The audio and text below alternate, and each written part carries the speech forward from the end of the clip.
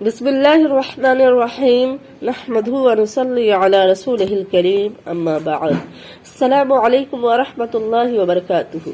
میری عزیز بہنوں، مسلمانوں کے لیے دیوالی منانا یا دیوالی کی مٹھائی کھانا یہ کیسا ہے؟ میری عزیز بہنوں، اسلام آنے سے پہلے حق اور باطل، کفر اور شرک، ابو بکر اور ابو جہل، جنتی اور جہنمی، سارے لوگ ساتھ رہتے تھے، اٹھنا بیٹھنا ساتھ ہوتا تھا۔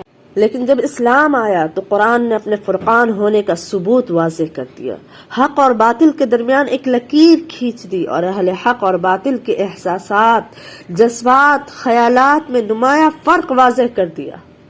مسلمانوں کو اور اسلام کے ماننے والوں کو یہ بتا دیا کہ اب ہمارا راستہ ان کے راستے سے الگ ہے۔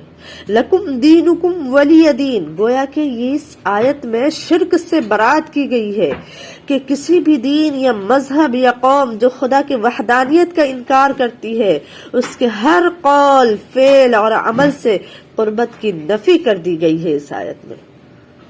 چنانچہ یہ بات واضح ہو گئی کہ کسی بھی طرح مسلمانوں کے لیے ان کے غیر مسلموں کے تہوار میں جانا، منانا یا ان کے قول میں، فعل میں، عمل میں یا مجمع میں اس غرض سے شامل ہونا یہ کسی بھی طرح جائز نہیں۔ یہ شرک کو بڑھاوا دینے کا سبب بنتا ہے۔ اب رہی بات مٹھائی کی کہ دیوالی میں مٹھائی کھانا کیسا ہے، تو اس کے بارے میں حکم یہ ہے کہ مٹھائی یا کوئی اور چیز اگر دیوی دیوتا کے سامنے چڑھائی نہیں گئی ہے، یا اس کے ساتھ ایک اور شرط ہے کہ اس میں کسی بھی طرح کا حرام یا ناپاک چیز کی آمیزش نہیں کی گئی ہے، تو پھر کھانا جائز ہے، لیکن احتیاط کرنا اولا اور افضل ہے۔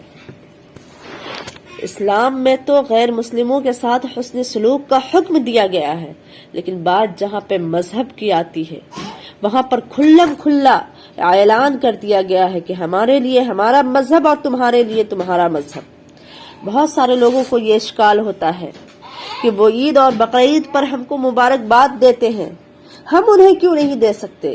اس کا جواب یہ ہے کہ ان کے مذہب میں اس کی اجازت ہے کہ وہ دے سکتے ہیں، اس لیے وہ کرتے ہیں۔ اگر ہم نے بھی ایسا کیا تو اس کا مطلب یہ ہوگا کہ ہم جس دین پہ چل رہے ہیں اس کے علاوہ جو دین ہے اس کو بھی ہم صحیح سمجھ رہے ہیں، چاہے وہ اللہ کا منکر ہی کیوں نہ ہو۔ اسی لیے اس کی اجازت اسلام میں قطعی نہیں دی گئی ہے۔